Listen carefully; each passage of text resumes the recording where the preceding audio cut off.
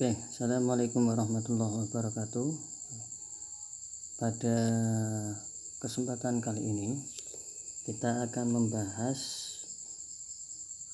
bab, kalau tidak salah, bab ke-9 di dalam materi Akidah Akhlak, yaitu pembahasan tentang adab membaca Al-Quran dan berdoa. Pada bulan Ramadan ini kita tahu bahwa Al-Quran sering diperdengarkan atau dibaca yang biasa kita sebut tadarus Al-Quran. Kenapa di bulan Ramadan ini kita sering membaca Al-Quran? Karena pada bulan ini Al-Quran turun atau yang biasa kita sebut nuzulul Quran. Nah, Al-Quran itu bagus untuk sering kita baca. Namun kalau membaca Al-Quran harus ada adabnya atau sopan santun dalam membaca Al-Quran ya. Kemudian yang kedua, kita juga akan membahas tentang adab berdoa. Oke, yang pertama kita akan membahas tentang adab Al-Quran. Oke. Sebelum kita membahas tentang adab Al-Quran, jadi yang kompetensi dasar yang perlu kita ketahui dalam bab ini yaitu menghayati adab membaca Al-Quran dan adab berdoa. Kemudian juga terbiasa menerapkan adab membaca Al-Quran dan berdoa. Di samping itu juga memahami bagaimana adab membaca Al-Quran dan adab berdoa. Kemudian mendemonstrasikan ya, atau membiasakan diri atau mempraktekkan adab membaca Al-Quran dan berdoa. Nah, kemudian tujuan dari pembelajaran ini yang pertama yaitu menghayati adab membaca Al-Quran dan adab berdoa.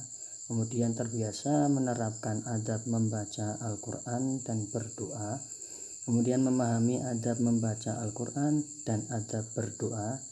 Nah, yang paling penting yaitu mensimulasikan atau membiasakan diri kita membaca Al-Quran dengan harus ada adab atau sopan santun membaca Al-Quran dan juga berdoa. Ini yang harus ada ya, yang harus kita ketahui pada bab ini. Yang pertama kita akan membahas tentang adab membaca Al-Quran. Apa itu Al-Quran? Nah, nanti kalian atau kita akan membahas di grup WA ini pengertian dari Al-Quran. Saya yakin kalian sudah pernah membahas tentang pengertian Al-Quran, baik itu menurut bahasa ataupun menurut istilah. Nanti saya tanyakan di grup apa itu Al-Quran. Saya tidak akan membahas di video ini. Oke, yang pertama adab membaca Al-Quran yaitu membaca dalam keadaan suci dan duduk yang sopan dan tenang. Artinya di sini ketika kalian mau membaca Al-Quran, kalian harus sudah dalam keadaan suci. Suci di sini ya suci dari najis dan suci dari hadas ya. Kemudian ya suci dari najis baik itu pakaian, tempat ataupun badan kita. Kemudian hadas ya berarti hadas itu berarti hadas kecil maupun hadas besar, tidak dalam keadaan yang tidak suci. Berarti dalam keadaan suci sebelum membaca Al-Quran kalian harus wudhu dulu. Kemudian duduk yang sopan, artinya yang sopan itu ya ketika membaca Al-Quran ya benar duduk yang sopan ya. Tidak tengkreng ya, bahasanya tidak tengkreng. Tuh. Kemudian nah yang tenang ya, tidak gerusah-gerusuh ketika membaca Al-Quran. Kemudian yang kedua yaitu membacanya dengan pelan atau tartil. Warattilil Qur'ana tartilan.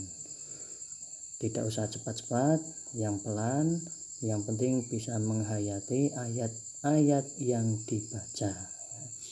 Ora usah cepet-cepet ya.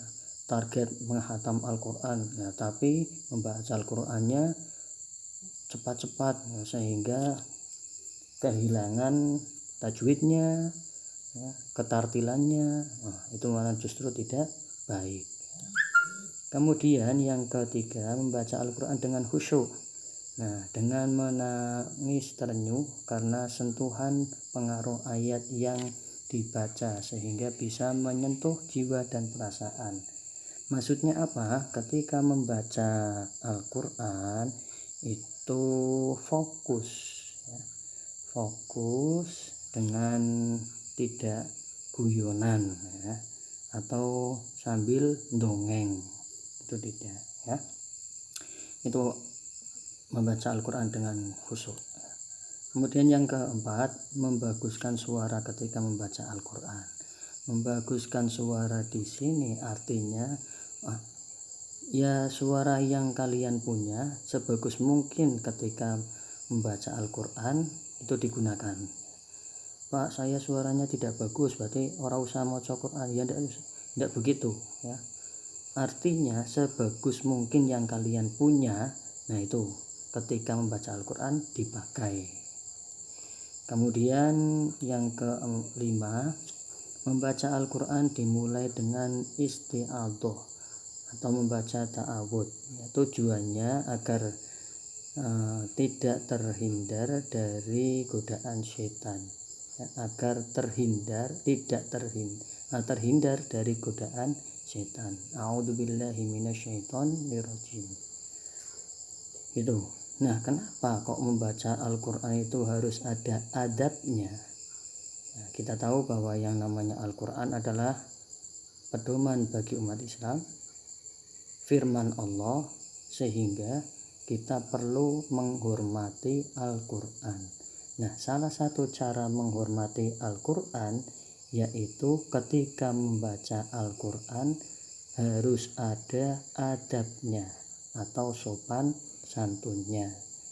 Jangan menyamakan seperti kita membaca koran, novel, atau buku bacaan yang lain ya.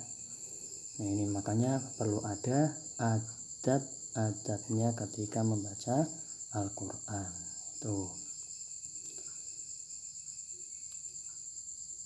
Itu ya. Kemudian yang selanjutnya ada berdoa. Apa itu berdoa? Nah, nanti kita juga akan bahas di grup.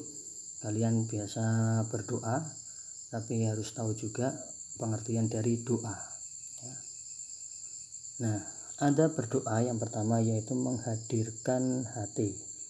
Artinya menghadirkan hati benar-benar yang kalian doakan, yang kalian mohonkan kepada Allah itu benar-benar dari hati ya. Kemudian yang kedua dengan rasa takut dan penuh harapan ya.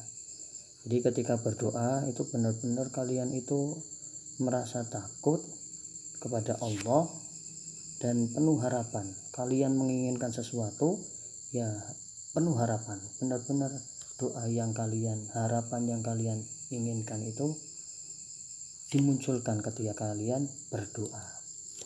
Kemudian dengan suara lembut, berarti tidak usah keras-keras ya. Misalnya terlalu keras membaca, ada orang yang berdoa kita mengamini, amini seru-seru, amin. Nah, itu tidak bagus ya, tidak boleh seperti itu. Apalagi sambil guyonan ya, dengan suara yang lembut ya. Allah itu Sami'un Basir ya, Maha mendengar. Apapun yang kalian mohonkan, apapun yang kalian doakan, pasti Allah akan mendengar ya. Jadi suara ketika berdoa itu dengan lembut. Kemudian yang keempat, diawali dengan istighfar atau menyesal dan mengakui dosa ya. Jadi diawali dengan itu, atau biasanya kalau berdoa diawali dengan pujian kepada Allah. Alhamdulillahirabbil alamin. Itu diawali dengan itu. Kemudian ya Allah mohon maaf ya, beristighfar ya, menyesali perbuatan dan mengakui dosa. Nah setelah itu apa yang kalian inginkan kalian sebut di dalam doa, tidak ujuk-ujuk ya. Misalnya tuh, ya Allah berikanlah saya kekayaan, tidak seperti itu ya. Jadi diawali dengan pujian-pujian alhamdulillah dan istighfar ya. Nah itu ada berdoa ya. Kemudian nanti kita akan bahas di grup WA apa pengertian dari Al-Quran yang menurut bahasa dan istilah.